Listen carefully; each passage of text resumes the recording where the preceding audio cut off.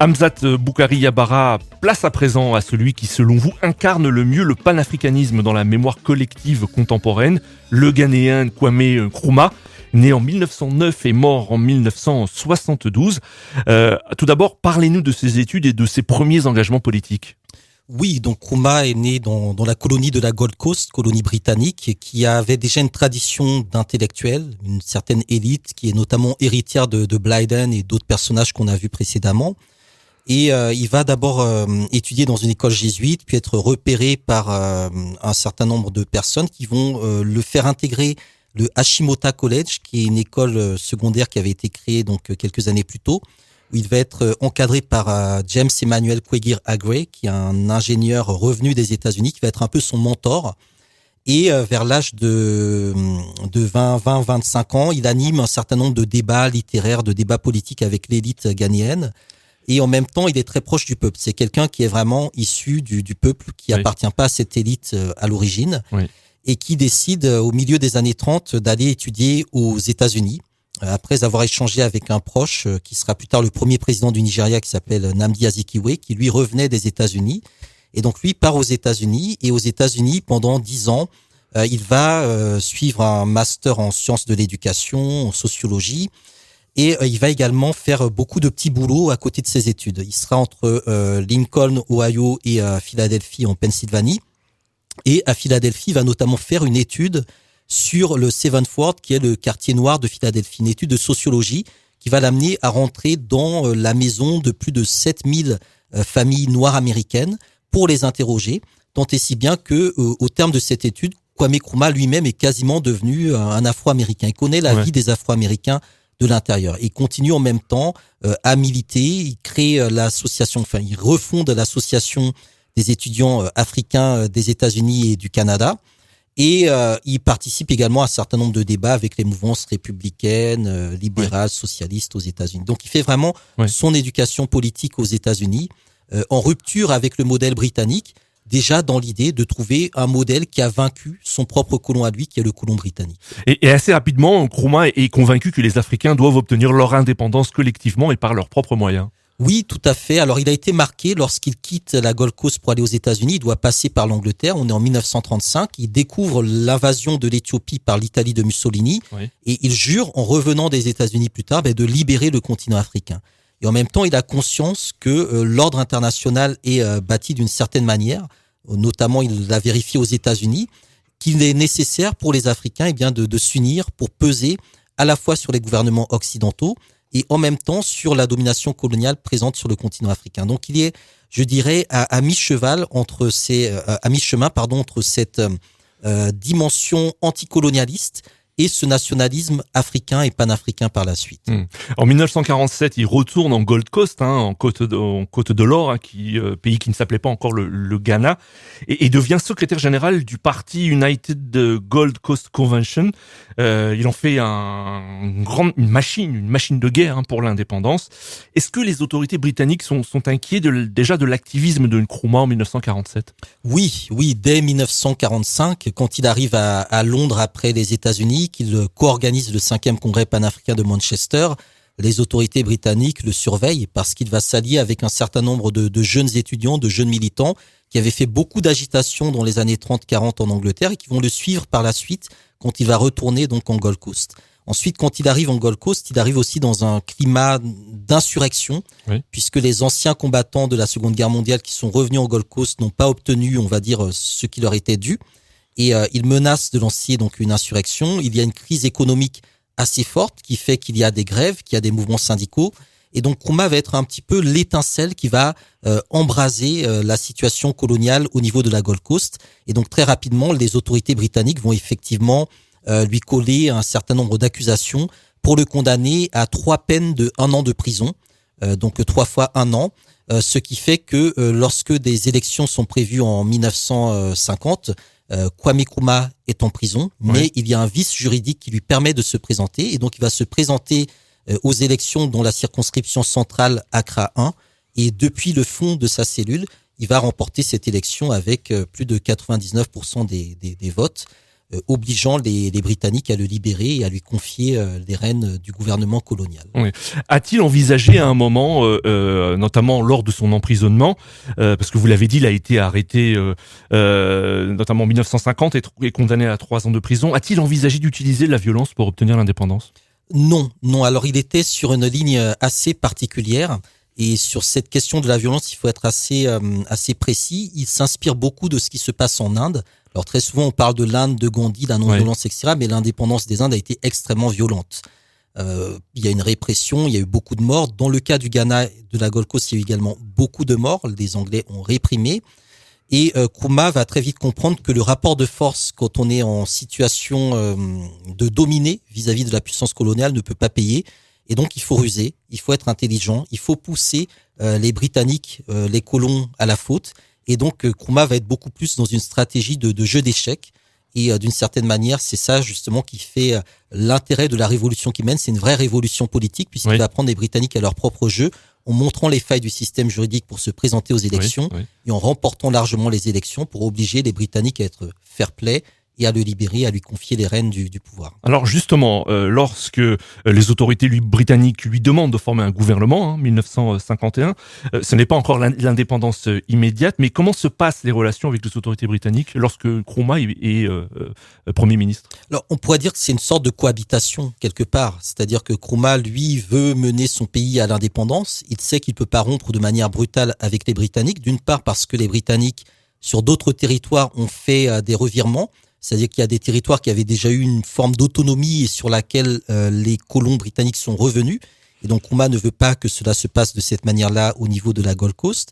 Et d'autre part, ce sont les Britanniques qui contrôlent encore le pays. Et donc, il a besoin de temps pour récupérer la plupart des dossiers qui sont aux mains des Britanniques, pour les transférer à des Africains et pour être certain que lorsqu'il prend le pouvoir, il le prend réellement. Oui. Donc, on était plus dans une logique de cohabitation. Qui était très particulière, en même temps très hypocrite, puisque les Britanniques étaient obligés de collaborer avec celui qu'ils avaient mis en prison précédemment. Et Nkrumah savait très bien que les Britanniques lui en voulaient énormément d'avoir ouvert la brèche. Oui. Alors après les élections législatives de 1956, le parti de Nkrumah, qui compte plus de 700 000 membres, remporte les 3/4 des sièges. Nkrumah, fort de son succès, oblige alors le Royaume-Uni à concéder l'indépendance qui est proclamée le 6 mars 1957. Et dans le livre, vous dites que pendant les 6 années de partage du pouvoir avec les autorités coloniales, il est devenu moins intransigeant à l'égard de la présence britannique. Pourquoi ? Pour plusieurs raisons. D'une part, Nkrumah n'avait pas encore constitué sa propre armée, donc il était encore sous la tutelle entre guillemets de l'armée coloniale britannique, donc il n'avait pas le contrôle des forces armées et des forces de police. Ensuite, il devait faire avec l'opposition interne locale africaine, c'est-à-dire que les colons britanniques avaient prévu plutôt de confier l'indépendance à des Africains qui étaient sur les mêmes lignes qu'eux. Et donc ces Africains-là ont été déçus de se faire dépasser par Nkrumah, qui était vu comme un aventurier, comme quelqu'un qui était issu du bas peuple. Et donc cette élite, notamment Ashanti, était assez réfractaire en fait à suivre Nkrumah. Et donc il devait jouer sur les luttes internes propre à la politique africaine et en même temps gérer les ingérences coloniales. Donc Nkrumah était vraiment au centre d'un système nerveux très sensible et la plupart de son travail a été de faire en sorte que l'indépendance puisse s'obtenir dans un temps suffisamment court, mais que ce soit une indépendance qui débouche, je dirais, sur un autre projet plus général et plus global. Je rappelle le titre de votre livre, Africa Unite, une histoire du panafricanisme aux éditions La Découverte. Hamzat Boukari Yabara, l'indépendance est proclamée le 2 mars 1957. Le pays donc devient officiellement le Ghana et il faut gouverner. Et avec cette question, comment gouverner un pays qui a été colonisé ? Et Nkrumah est très vite confronté aux difficultés d'exercice du pouvoir. Oui, tout à fait, puisque la colonie de la Gold Coast a eu des frontières tracées qui ne respectaient pas les positions des nations, des ethnies, comme on le disait à l'époque. Et donc, il a été confronté, par exemple, à la question des Ewe, donc un peuple qui est à cheval sur le Ghana et le Togo, la question du Togoland. Donc, il fallait gérer déjà cette question de comment construire une nation dans des limites qui ne correspondent pas, en fait, aux limites historiques. Et comment construire quelque chose de plus large que l'ancien royaume Ashanti.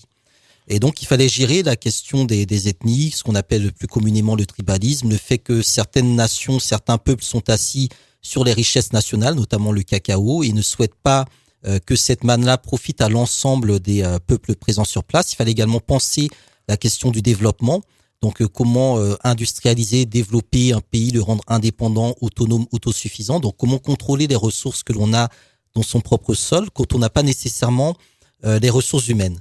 Et donc, très rapidement, Nkrumah va faire appel à de l'expertise afro-américaine, caribéenne, mais également africaine, parce qu'il n'avait pas, dans le contexte de l'indépendance, suffisamment de ressources locales. C'est un point important parce que très souvent on présente la colonisation comme étant quelque chose qui devait permettre aux Africains de gérer, une fois la colonisation finie, eux-mêmes leur propre État. Or, la colonisation n'a jamais préparé les Africains à gouverner quoi que ce soit. Donc, il fallait effectivement s'organiser tout en subissant effectivement les quolibets des Britanniques qui se moquaient de chaque erreur de Nkrumah et tout en continuant également à mener une politique étrangère très importante puisque lorsque l'indépendance arrive, en fait le 6 mars 1957, Nkrumah dit que l'indépendance du Ghana n'est rien si elle n'est pas liée à la libération totale du continent africain. Ouais. Donc dès le départ, Nkrumah explique que cette indépendance-là est encore mutilée tant qu'on n'a pas fait donc l'unification du continent africain et tant qu'on ne s'inscrit pas dans une logique panafricaine. Et donc il va utiliser le Ghana comme État indépendant, mais comme base arrière de la libération du reste du continent africain en lien avec d'autres pôles, notamment l'Égypte de Nasser et quelques territoires ici ou là. Oui, effectivement, Accra devient le centre, la plaque tournante de la libération de l'Afrique, la plaque tournante du panafricanisme. Et Nkrumah est le premier à apporter son soutien à la Guinée indépendante d'Ahmed Sékou Touré en 1958. Il accueille Frantz Fanon qui cherche des soutiens à la révolution algérienne. Et donc Kwame Nkrumah est le leader du mouvement panafricaniste à cette époque-là. Oui, il utilise la diplomatie ghanéenne pour soutenir un certain nombre de causes, c'est-à-dire qu'il donne aussi des passeports ghanéens à des militants pourchassés et recherchés, notamment sud-africains. Beaucoup de militants anti-apartheid sont venus s'installer au Ghana. Il est également en lien, donc après 59, avec Cuba. Donc il y a le projet notamment de construire un aéroport pour les avions faisant la ligne Moscou-La Havane et qui feront escale donc à Accra. Et il va soutenir effectivement tous les dirigeants qui veulent s'émanciper de la tutelle coloniale, dont Sékou Touré. Lorsque la Guinée prend son indépendance en 58, eh bien la France boycotte la Guinée et immédiatement le Ghana propose un prêt à la Guinée de Sékou Touré pour qu'elle puisse commencer son aventure en tant que jeune nation indépendante. Et il va ensuite mettre en place l'Union Ghana-Guinée.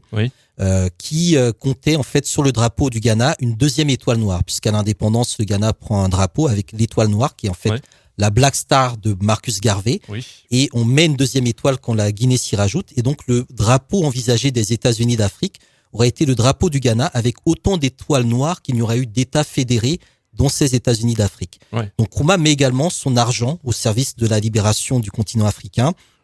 Il met ses moyens.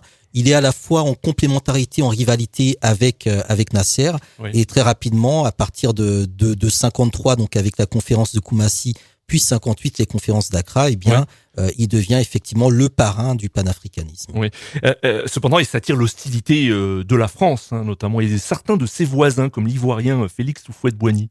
Oui, tout à fait, puisque Nkrumah et Houphouët-Boigny, c'est deux parcours totalement différents. Dans les années 50, Nkrumah fait toute sa vie politique en Gold Coast, il mène son pays à l'indépendance, tandis qu'au même moment, son voisin ivoirien Houphouët-Boigny fait toute sa carrière politique en France, comme député ou ensuite ministre de la 4e puis 5e République. Et donc Houphouët-Boigny est dans une vision déjà néocoloniale ou france-africaine, comme on le dira par la suite, qui consiste à dire que les anciennes colonies doivent garder un lien très fort avec leur métropole, alors que Nkrumah était déjà dans cette idée, et bien au contraire de rupture, d'émancipation, et donc les deux dirigeants étaient en rivalité. Lors de l'indépendance du Ghana, il y aura une visite un peu plus tard de Houphouët-Boigny à Accra, où ils vont se jurer de se revoir dans 10 ans pour voir qui du Ghana ou de la Côte d'Ivoire a finalement réussi. Alors 10 ans plus tard, Nkrumah aura été renversé par un coup d'État dont on suppose fortement que Houphouët-Boigny a joué un rôle dedans. Alors en mars 1963, Nkrumah participe activement à la rédaction de la charte de l'Organisation de l'Unité africaine, même si son idée de créer un gouvernement central-africain n'est pas retenue. Et vous parlez d'une cuisante défaite. Pourquoi ? Il est mis en minorité à ce moment-là ? il est mis en minorité, il ne voulait pas y aller, il a fini par devoir y aller parce que tout le monde y allait, parce qu'il y avait l'autorité d'Haïlé Sélassié, le roi des rois. Et donc, il s'est rendu à Addis Abeba en sachant que ce serait très compliqué d'obtenir la victoire. La veille, il avait fait distribuer à tous les chefs d'État présents un exemplaire de son ouvrage Africa Must Unite, donc l'Afrique doit s'unir, où il expliquait pourquoi il fallait sortir de la réunion d'Addis Abeba avec justement un gouvernement central, continental, et qu'ensuite on verrait les détails. Et malheureusement, lors de cette conférence d'Addis Abeba, qui réunissait donc une trentaine de chefs d'État indépendants, l'unité va se faire, mais l'unité va se faire contre celui précisément qui voulait faire l'unité de l'Afrique. Oui. Et donc c'est ça qui est assez terrible, c'est-à-dire cette capacité en fait à s'unir pour aller dans la mauvaise direction, plutôt que s'unir pour suivre ou pour accompagner celui qui avait une vision. Et donc les débats vont être assez tendus. Oui. À un moment, Nkrumah était d'ailleurs sur le point de quitter le hall de l'Union de l'OUA à Addis Abeba.